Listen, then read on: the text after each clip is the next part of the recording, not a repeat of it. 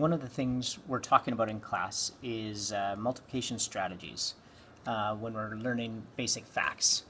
And so a few of the things we've talked about right now is we've talked about the zeros, right?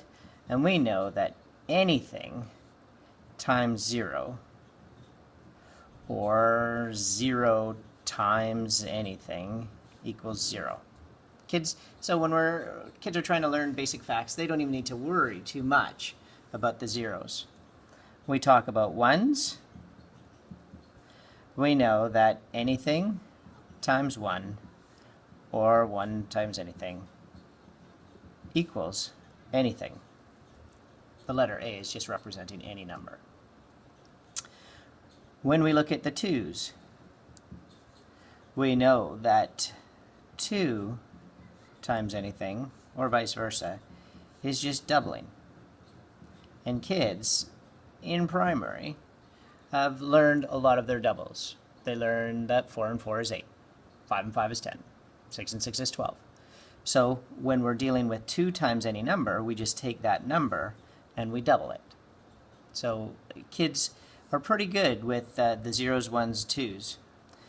When we look at the 3's, we're getting a little bit more complicated. But the strategy we're using when we're looking at multiplying by 3 is we say 3 times any number, or vice versa, any number times 3. What we do is we double it,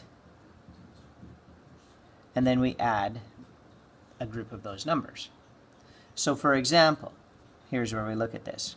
3 times 7, right? And rather than just memorizing that 3 times 7 is 21, we want to have the strategies for kids to figure this out. And if they know that 2 times 7, because they did have the doubling strategy, is 14, plus another group of 7 equals 21.